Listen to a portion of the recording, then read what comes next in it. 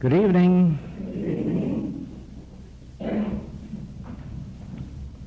Let us return to last night and recall that I said that we are responsible for our demonstration or lack of demonstration. In other words, we are responsible for our lives as we find them at this moment. Now, so as not to be misunderstood, I do not mean that in the sense that it is necessarily the mistakes you have consciously made or deliberate faults or errors on your part or mine, so much as I mean ignorance, our ignorance of life, our ignorance of life principles, our acceptance, which we couldn't help, of world beliefs. At any time that the knowledge of spiritual life or spiritual law would come to us, we ourselves could make the change. Or, had we been properly taught in the beginning, we would have known how to avoid most of the discords of our experience. But regardless of the fact that most of our troubles have been due to our ignorance of life, and even some of our good fortune has been due to our ignorance. In other words, we haven't come into it through consciously bringing it about as much as we have through what the world calls luck or good fortune, circumstances, and so forth.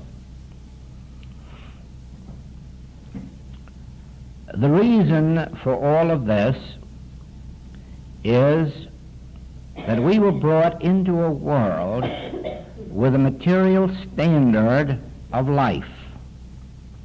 That is where the error began. From the very beginning, we have been taught that the secret of harmony is getting, achieving, accomplishing, being a go-getter, having a strong personality, being dynamic, and knowing what we want and going after it. Whereas those very traits in some of us are responsible for our troubles, because through them we have violated spiritual law. We have not only brought in the bread that we cast upon the waters, but we've managed to capture some that belong to the other fellow. And in doing this, we violated a spiritual law that had to react upon us. In the same way, at any time that we have pushed someone aside, elbowed someone, mentally or physically, at any time that we have reached out for that which was another's, in that degree we have violated spiritual law. And we could even go a step further and say that those things for which we legally and legitimately struggled sometimes were the very things that destroyed us. And the reason is this. The spiritual truth is that we are infinite, and that all that the Father hath is already within ourselves.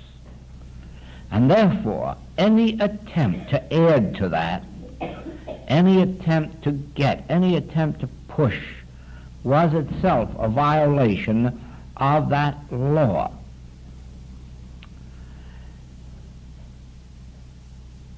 The Master says, I have meat that ye know not of, that the world knows not of. He says, I can give you living waters, waters that spring up into life eternal. He says, I am the bread, I am the wine, I am the water. All of this indicating that at this very moment and at any time, past, present, or future, we are infinite being, not by virtue of ourselves, but by virtue of the great truth, that thou seest me, thou seest the Father that sent me, for I and the Father are one.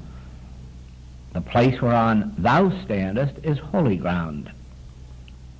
Son, thou art ever with me, all that I have is thine. And so you see, in order to be spiritually attuned, in order to be living in accord with the laws of God, we would have to start with the realization that all that the Father hath is embodied within us. The bread of life, staff of life, the wine of inspiration, the water of life eternal. The whole kingdom of God is established within us. And then you see, instead of starting out in life with the idea of gaining, getting, achieving, we would reverse that, and we would start out in life with the idea of serving, giving, bestowing, sharing, cooperating. We would be living out from our withinness, always able to assure anyone and everyone that our joy is in giving, sharing, serving, bestowing, cooperating. And then our good on the human plane would be the reflex action of our giving. In other words, it would be the normal reaction to our giving. The bread that we cast on the water would come back to us. So you see that every time that we believe there is something or somebody to be achieved or gained or won, some name, some fame, some fortune, we are at that very moment in violation with the spiritual principle of life, which is givingness. Just as God. We can't be anything that God isn't if we are the offspring of God, the child of God, the Spirit of God made flesh. If we are all that, then all that God is, I am. All that the Father hath is mine. And so you see, you would be breaking that relationship as the prodigal son did. When the prodigal son had that which he called his own, even though in the first place the Father gave it to him, but then he considered that it was his own, and then he went out into life and spent it, wasted it. So with us, even if we acknowledge that God is our wisdom, and God is our supply, and God is our this, that, and the other thing, and then forget it, claim it for our own, and begin to use it, what we do is use it up. Because in calling it our own, we have cut ourselves off from the source or the supply. And then we only have so much. And that's why it is said that we have only so much strength and we must conserve it. We have only so much intelligence and we mustn't draw on it too heavily, or first thing you know, we use it up. We only have so many ideas, and so by the time composers and authors and artists and sculptors get to be 40 or 50, they're all used up and washed up too. All because of the belief that what is pouring through them is really pouring from them. And it isn't true. It isn't true. In that sense, they are like the prodigal who has so much to begin with and so many years in which to use it up. But to go back to our true relationship and understand that God is the source and that there's nothing that we're spending. We're not spending strength, years, wisdom, substance, life force. We're not using up anything because we haven't anything stored up. It is all pouring through us as we call upon it from an infinite source. It is very much like gauging your water supply by how much is in the pipes in your home or in the tank on your roof, forgetting the reservoir just out of town and forgetting that even that reservoir is filled from the never-failing source of the rains and snows that come down from the mountains. And so it is that when we believe that we are using up our intelligence, our wisdom, our strength, our vitality, our years, it is all due to that ignorant belief that we are something of ourselves and that we must date our possessions from a date called a birth date. And using that standard, figure how close we are to 70 years and 10 when it must all be used up. Now you see, living that type of life is not a deliberate wickedness on our part. It is the result of ignorance, because we should have been taught from the beginning the lesson that the Master has given us of our relationship to God and the fact that it is not our life that is being lived, it's God's life. It is not our strength that is being used, it is His strength. It isn't our understanding that is infinite, but His understanding is infinite. It is not that our supply is infinite, but His supply is infinite, and we are but the instruments through which God pours that to glorify Himself. God has no pleasure in your dying. Turn ye and live. Why? A corpse can't glorify God. That must be clear to you.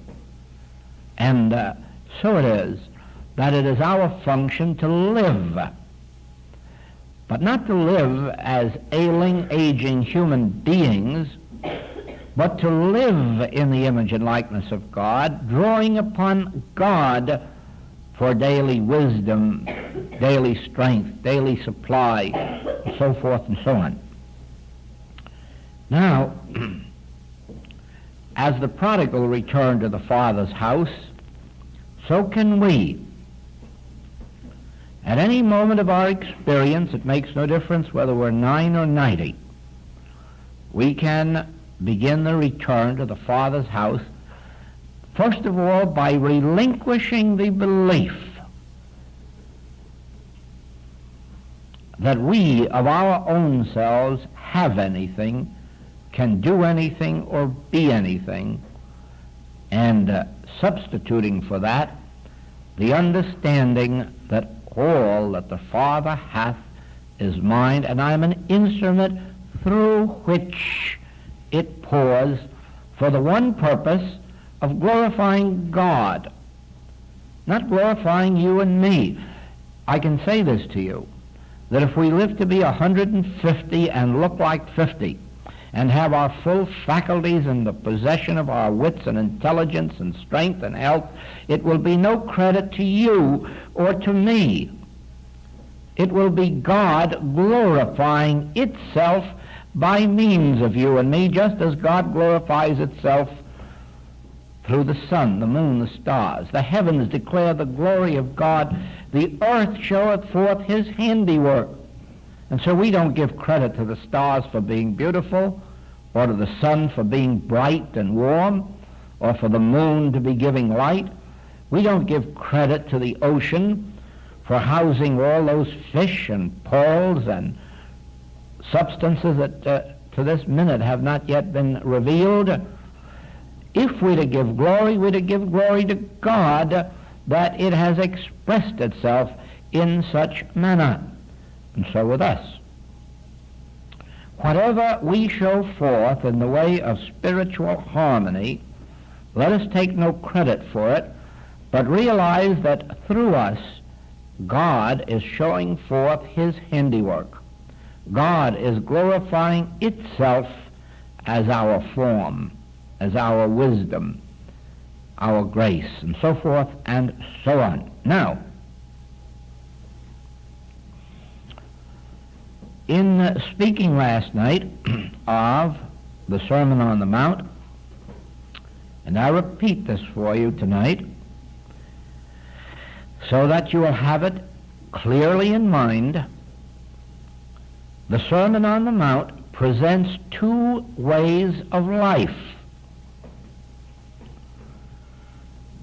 The way which ye have heard it said from old, and then the way I say unto you. There are the two ways of life.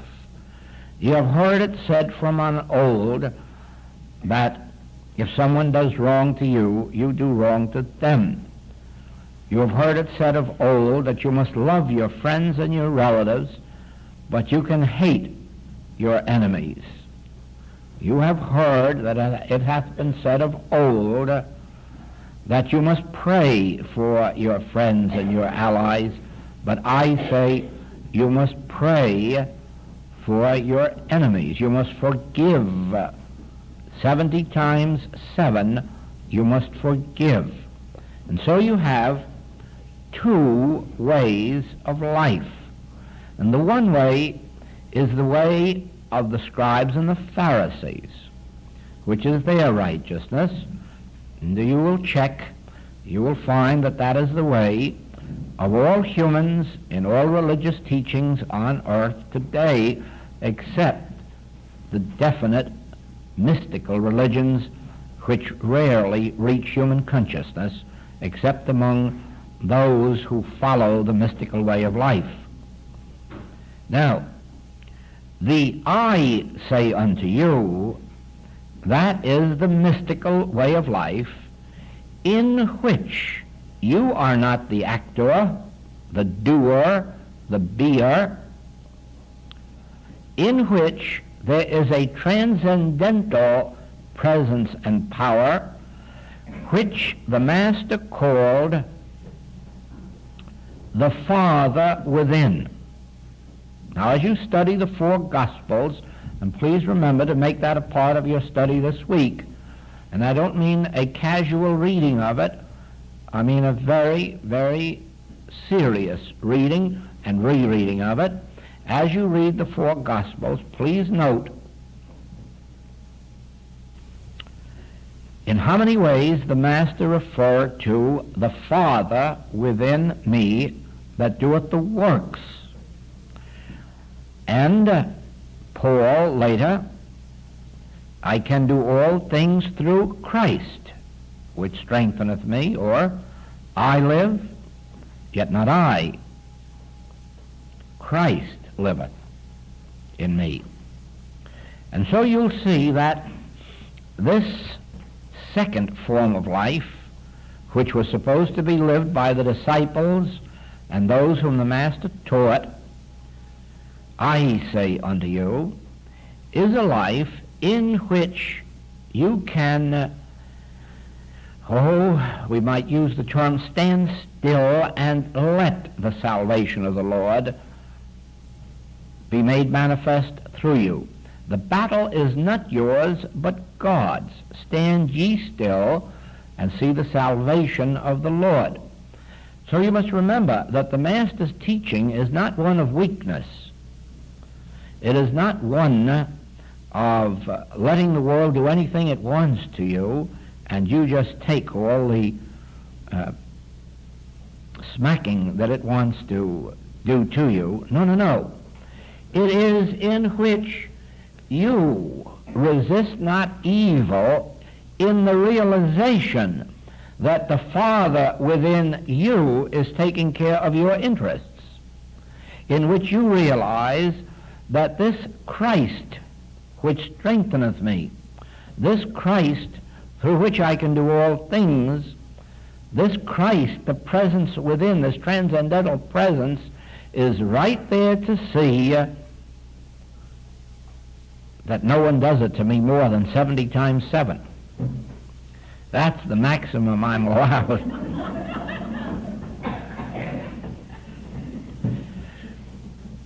After that, he comes in, usually before that. But at least that is the worst that can happen to us. Now, at first, to us, remember, at this level of life, it does seem just what our church friends would tell us, that this way of life is an impractical one. It does seem so. It just does seem as if you weren't awake and protecting yourself every minute that something very drastic would be happening to you. But now that is based on a premise that has wrecked the entire world, and one which we are here to learn to overcome, first by knowing what the truth is. This whole idea that you must protect yourself, or that you must battle or struggle, mentally or physically or through prayer, is all based on an erroneous premise, namely that there are two powers in this world, the power of good and the power of evil. Of course, if you were to look out with your eyes, what you see, what you hear, that's all true. There are two powers. But remember, that's what got us into the trouble, was judging by appearances. And right from the start, the Master said, judge not after appearances, judge righteous judgment. And if you will judge righteous judgment by means of bearing witness not with what you see or hear, but by what spiritually unfolds from within, you will find a great miracle. There are not two powers. There is only one. There is only one power, and that isn't a power in the sense that it's doing something to something. That is only a power in the sense of its creative and maintaining sense. Let me illustrate that there must surely be something or other that created the law of like begetting like. That is, if you plant seeds of roses, you'll get roses. Chrysanthemums, you'll get chrysanthemums. Pineapple, you'll get pineapple. Peaches, you'll get peaches. Nobody can violate that law. And as a matter of fact, it has been proved by grafting how very, very exact that law is. That if you plant two things in the one, you'll get a combination of the two. In other words, it is an absolute law that like begets like. Now then, you know as well as I do that something must have brought that into existence, just as you know that something brought petroleum into the earth, and diamonds, and gold, and silver, and jade, crystal. Just as you know that something other than a salt cellar put the salt in the ocean. Just as you know that fish are in the sea and birds in the air, just so do you know that something did it. Call it God, call it the supreme intelligence of the universe, call it a principle of nature, call it mathematics. The name you give to it is of no importance. What is important is that you know it wasn't anybody named Jones, Brown, or Smith. you know definitely that there is a spirit that has given to this world its fish and minerals and all else that's in the sea, and its birds in the air, and its crops in the ground, and its trees, its hills, its valleys, suns, moons, and stars. You know that. And that we will call for the moment a creative principle, that which produced it. And now, since those things have been going on and repeating themselves for as many thousand years as we have any recorded history, we can also call it a maintaining and sustaining principle. Now, do you follow that? You have something or other which creates. And whatever it is that creates, it maintains and sustains. And so far, there has never been a power to refute or destroy any of that creative or maintaining or sustaining principle. Everything that you can think of in the way of a spiritual quality is as it was in the beginning. Everything. The sun, moon, and stars have been going on in their courses from the beginning. The tides have been rolling in and out. The law of like begetting like has been going on. 2 times 2 have always been 4, never more, never less. Any way in which you can possibly direct your thought into anything that isn't man-made, you will see for yourself very quickly that it is permanent. Now, once you see that, you will come to the agreement within yourself, not so much by reasoning, but because a power higher than a reasoning power will reveal to you that you're seeing truth, that actually you're seeing God in action as a creative, maintaining, and sustaining principle, and that there never has been and cannot be a power to refute, to overcome, to destroy, not in all these ages, any part of God's creation. So that you come really to the word God, or universal mind, or creative principle.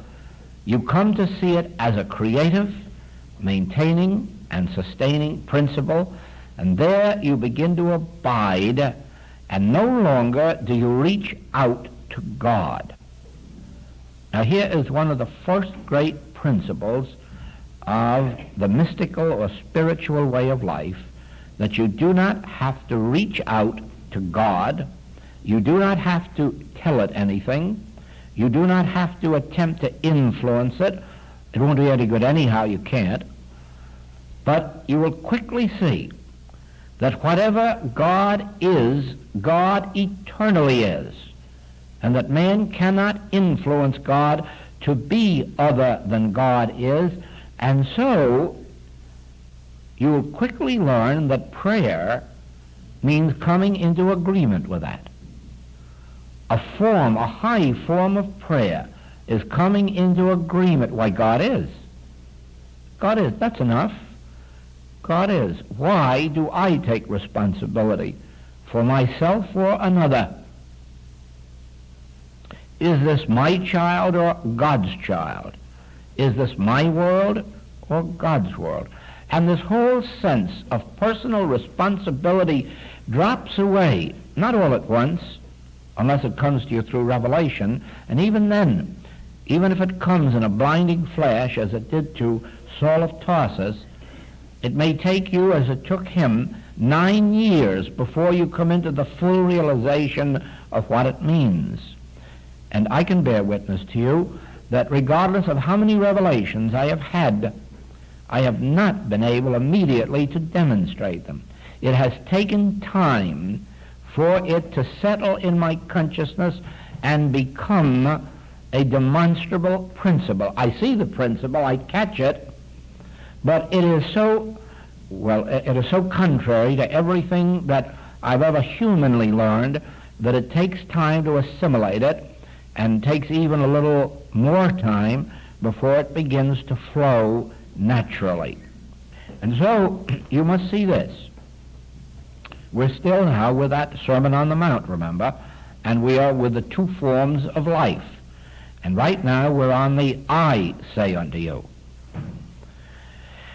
Now, when the Master says, I say unto you, resist not evil, he is saying to you, the Father created this universe and maintains it and sustains it. Relax and rest. When he says unto you, I say unto you, that if they sue you, let them. It is because he is saying that we do not live on yesterday's manna. Day by day the manna falls. It makes no difference what you do with the treasure that you have laid up in your storehouse. It makes no difference how that gets wrecked. This is the day the Lord hath made, and this is the day that the Lord is maintaining and sustaining its own universe. And just as there is no provisions for birds or fish to store up supply or animals, neither is there a necessity for us. That's no encouragement to waste it.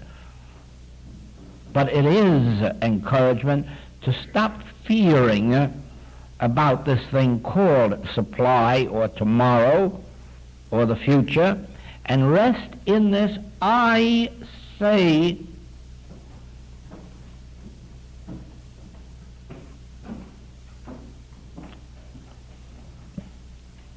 I say unto you.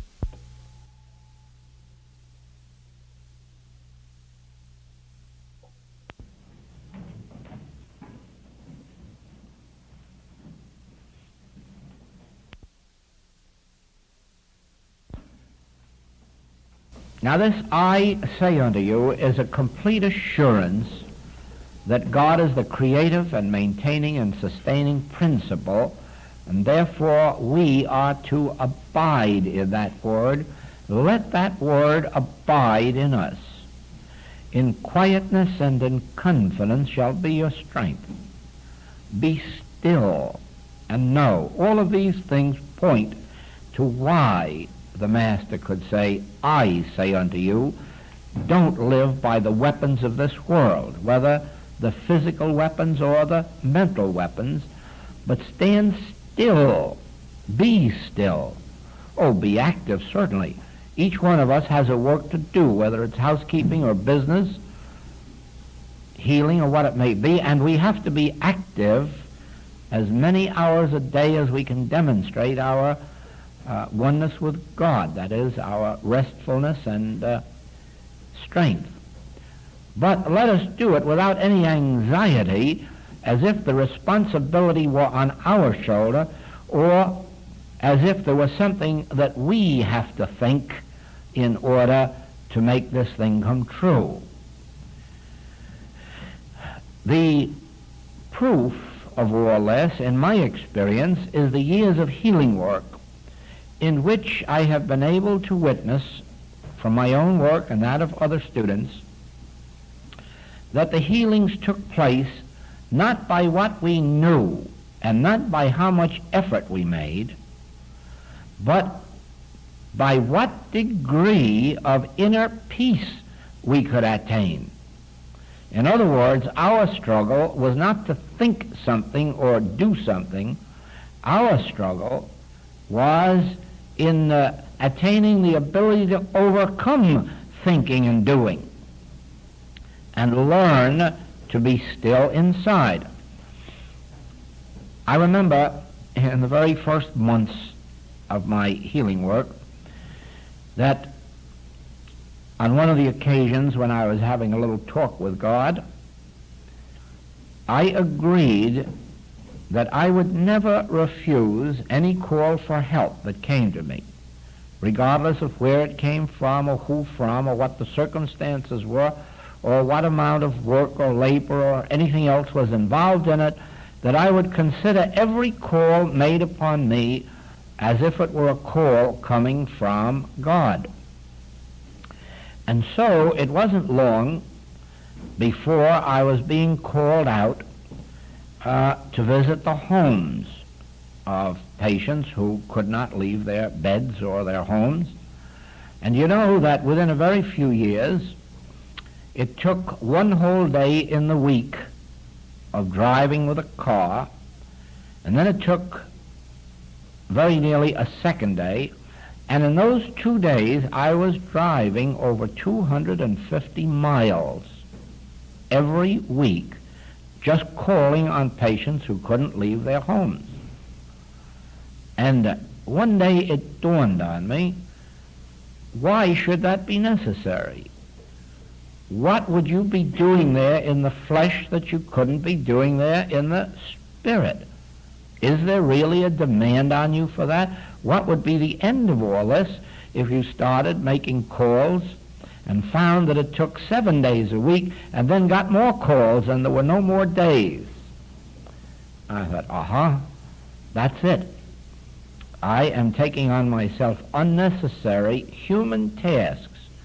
I can still assume the spiritual activity, not the human. And gradually, I cut down on those calls until I imagine that in the last 10 years I haven't made 10 calls. Not in 10 years have I made 10 calls.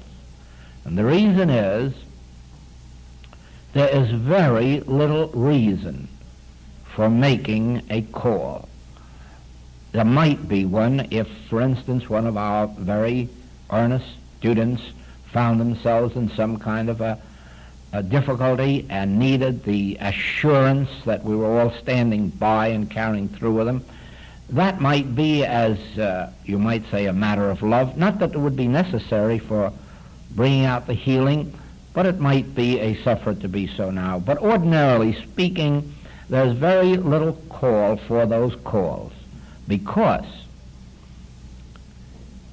the body that we go around in doesn't do any healing work, and the mind that carries the body around doesn't do any healing work, and the spirit is wherever we may be at any given moment. And I have learned this. If I will sit, and it makes no difference what part of the world I'm in, if I will sit until I achieve that inner peace, that inner grace, and wait, just wait for an inner assurance that God is on the field, the cases are met. And that's all it takes. I am not a healer, and you never will be. Even God isn't a healer in the sense of really healing anyone. But the principle is this: where the Spirit of the Lord is, there is liberty. You cannot have the presence of God and a discord. They won't go together. There's no room for it. Now, we talk about the omnipresence of God, and God fills all space, and that makes a lot of nice emotional poetry and religious fanaticism. But as a matter of fact, God is where God is realized. That's where God is. And that is why you could go to Jesus, and with the depth of his realization of God's presence, you could have an instantaneous healing. And that's why you come to us today, and it may take a day, or it might take a month, or it might take a year. The difference is in the degree of God realization. That's where the difference comes in the healing work. That's why it is that some are very fine healers. It is because they live and move and have their being in God consciousness, and they do not allow themselves to be brought down from that high level of spiritual awareness. There are others who, as we do in this activity, in order to bring some of this light to students, we have to come down into the world, and we are not always on the mountaintop where we should be for the very best results in healing work. Those who have less to do with teaching, less to do with lecturing, less to do with traveling, should be the better healers, because they can abide at home and live and move and have their being in spiritual consciousness. They can rest in their books, in their scripture, in their meditation. They can abide in the secret place of the Most High and not be poured out. And for the rest of us who must travel and teach, it becomes a double duty on our shoulder to find hours and hours and hours when we can be alone and establishing ourselves and maintaining ourselves in that state of consciousness, because where the Spirit of the Lord is, where the consciousness of God's presence is, there are no discords. There are no other powers. No powers of heredity, no powers of sin, no powers of disease, no powers of lack, no powers of war. You could be right on the front battle lines, and no evil would come nigh thy dwelling place, if so be you were abiding in the Spirit of God. And you are only abiding in the Spirit of God when you have one power. We're back again in that Sermon on the Mount. Why could the Master say, resist not evil? Because there is but one power, and you are never going to be called upon to refute or fight another power. If you will abide in spiritual wisdom, you will never be troubled by truth over error, or God over Satan, or the immortal over the mortal. Never, because these things will not come nigh your dwelling place. You will be living in the oneness of one. God is, and because God is, nothing else is. Now, you are in the I say unto you. When you recognize God as the one presence and the one power and abide in it, and every time that error comes to your awareness, you are alert and say, you can't fool me, there are not two powers. I won't fight you, I won't rebel against you, I won't refute you, I won't punish you, I won't even pray to get rid of you. I stand fast. Resist not evil. Why? God is a creative principle. God is a maintaining and sustaining principle. But since God is infinite, there is no other principle. Now, in the Sermon on the Mount, you are given your human life as you've heretofore known it, and you are given the spiritual life as you may attain it if you follow the Christ, if you follow the teaching of spiritual living. And do not, above all things, do not say it isn't practical in this modern age, because it is the most practical thing there is. Not only that, not only the most practical, it's the only practical thing, because it's coming into a life lived by a spiritual principle, and that spiritual principle is God. Infinite, eternal, universal, omnipresent, omnipotent, omniscient God. And when you're living in God, you're living safely where no evil can come nigh thy dwelling place. But don't think you're living in God if you're thinking of God as a great power that's going to do something for you, or that God is going to do something to error.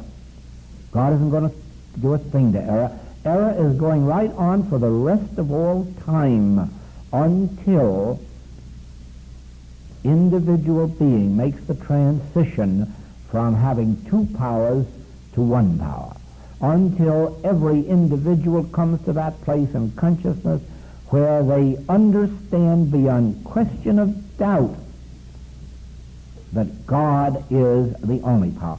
We can see the signs of the times coming around to that right now in our world affairs. It isn't too many years ago that the only way of settling national questions was by war. There was no other known way. A few tried it by conference, but it didn't work because in the background was always, well, in the last analysis, we can call out the Army and Navy. But you see, since this nuclear fission, where everybody realizes that there could never be another war which civilization could survive, the way had to come to those in responsible positions. Is there not some other way than throwing bombs? And so we have come to the place where you find us today, where we censure even our own allies if they resort to anything but the conference table, where we will not have patience or will not support even our allies if they attempt, regardless of how much reason they believe they have, regardless of how much right seems to be with them. It is not to be tolerated that they resort to force, even if temporarily they lose, by virtue of not resorting to force. And that is the first step toward what we are leading to. We've gone beyond that, because we've gone beyond conferences and we've gone beyond lawsuits. We have gone to the place of the recognition of, I say unto you, thou couldst have no power over me except it be given thee of God. That is the one power. That is the place of the Sermon on the Mount, and that is the whole basic structure of the message of the infinite way. That is what it was primarily based on. That is what brought the infinite way into existence as a teaching, instead of allowing it to rest with one of the other metaphysical teachings. The fact that in my practice years and years and years ago, before ever the infinite way was dreamed of, I saw that the solution of all human problems, physical, mental, moral, financial, human relationships, every single bit of it rested on the ability not to fight back, rested on the ability not to fight error, rested on the ability to rest in the one power. And that has been the basis ever since we began, which many people do not grasp, but which they would more readily grasp if they studied more the chapters on the nature of error. The nature of error in our writings really tells you this secret, because it reveals to you the nature of what you are, if we can use the word, battling with. What it is that's disturbing you. When you see its nature, you will no longer battle it, for you will see it for what it actually is. Not what it appears to be or claims to be, but what it actually is. Now, that is why in our work, in healing, we never need to know the name of a patient. We never need to know what it is they need help for. We don't care whether it's a physical claim, mental, moral, or financial. It makes no difference to us. We don't care whether it's male or female, or whether it's animal or bird. Absolutely no difference to us. Why? We know the nature of what we're facing. And we are not facing an erroneous man or woman, and we're not facing an erroneous condition. We know definitely that we're facing a state of universal hypnotism that is presenting to us an appearance of humans or mortals, and we've learned there are no such thing. We are divine being.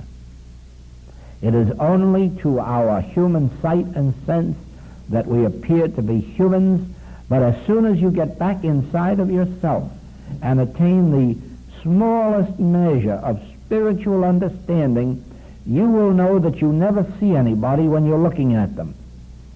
You are seeing only their body.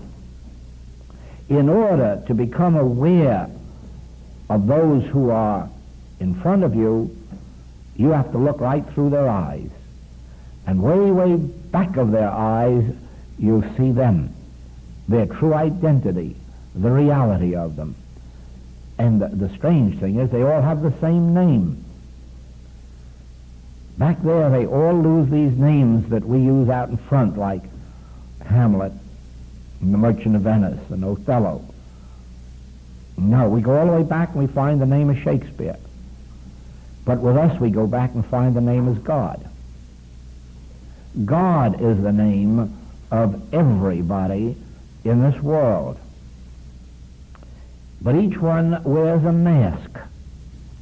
And it's called Jones and Brown and Smith and Bill and James and Joseph. But if you look back far enough, you'll find that these are just characters in God consciousness.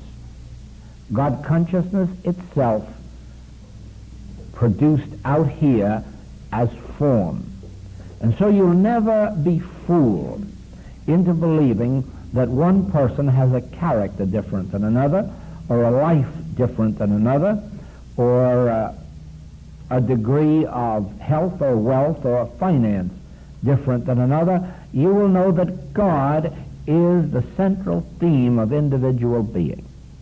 God is all there is constituting individual you and me. Then, when you see that nothing but a world hypnotism makes this appearance, you will no longer fight it, for you will understand then that no hypnotist yet has ever produced anything but a picture, an image.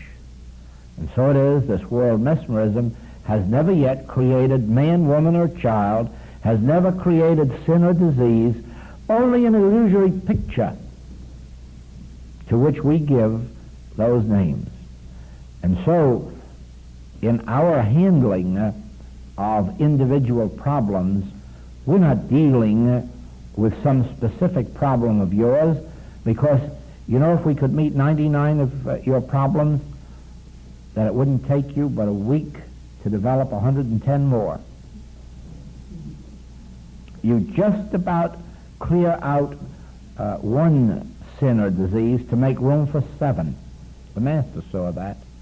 If all you're doing is removing individual problems. But what you do is remove that world hypnotism from the individual, and you free them into their true identity. And you know why then God is one, and God is life, and God is immortal being, and that's why we're told you have a new name in that day. A new name will be written in your forehead. It's a 3-letter word.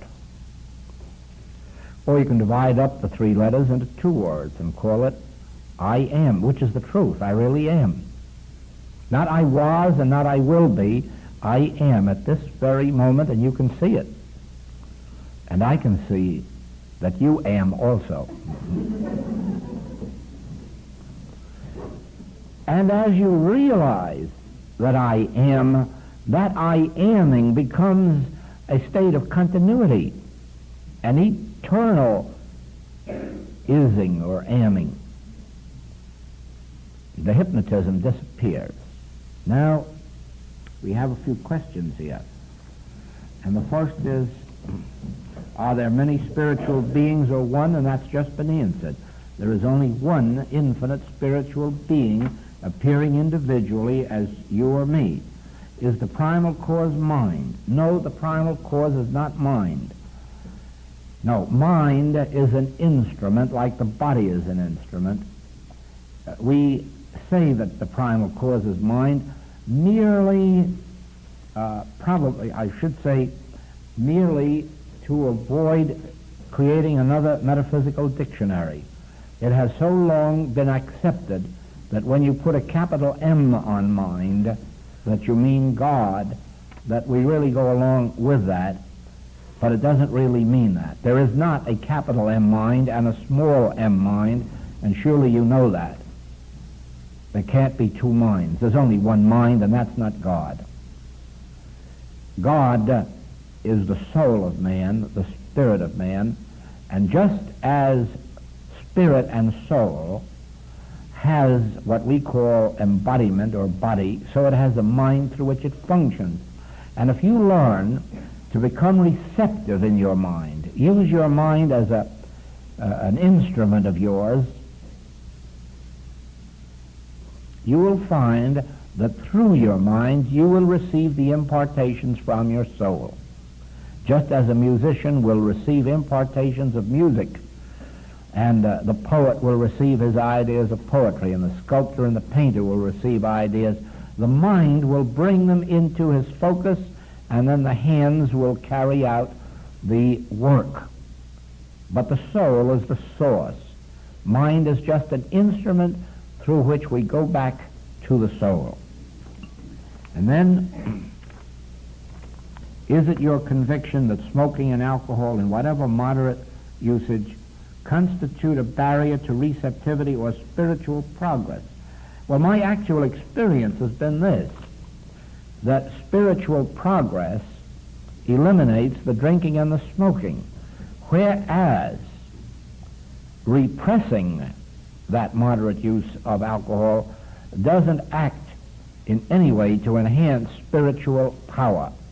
If it did, then all the good people in the world who don't smoke and don't drink would all be very instantly candidates to be spiritual beings, but that isn't true. There are loads of people in the world who never saw or heard of smoke or drink, and there's no trace of spirituality about them. No, it is the other way around. The question could be extended further. Will it help to give up meat to make you more spiritual, and so forth and so on? No, of course not. As you become spiritual, you will eat less of meat until the day comes when you will eat no meat. But it is your spirituality that brings that about. Giving up the eating of meat won't make you spiritual. There have been too many people try that way, and it hasn't worked. You might just as well say, if you sit in prayer all day, will that make you spiritual? No. But as you become spiritual, you'll find yourself sitting more and more in prayer. There's only one thing we really can do toward developing our spirituality. Acknowledge, first of all, that if you're on the spiritual path, you're not there because of any quality of yourself. It is because a little of God has touched us and put us on this beam, and we can't do other than we're doing. That's number one. Then number two, up to the capacity that is given us, let us give our time to the reading, studying, and meditating. Don't try to force it by saying, I'm determined to spend 4 hours a day at it, but gradually increase your capacity until you're at 4 or 8. That is an individual thing that only you can determine. On the other hand, do not let this world mesmerism, which sometimes appears as laziness, indifference, get to you and keep you from that which you know is your function. Fortunately, you have been given a conscience, and you know right well when you're not doing all that you should be doing to enhance your spirituality. And the last is, what is your definition of soul? And there is no such thing as a definition of soul. If you could define soul, you would define God. If you could define God, you would find that an effect was God instead of cause. Remember that anything you can know with your mind is an effect. That's why you can never know God with your mind.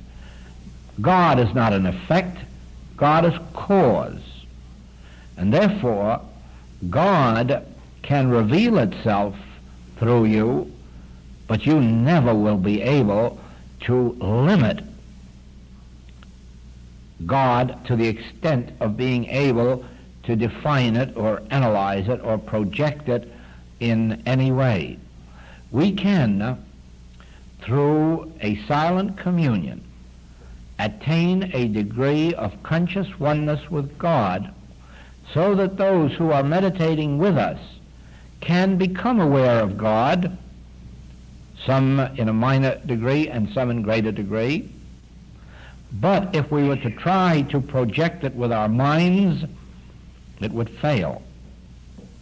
It is the ability, there again, I say unto you, don't try to project thought to anybody, but sit still and let God flow out through. Now, when anyone is in meditation and any conscious thought is in their mind, especially any conscious thought of imparting truth to you, they must inevitably fail.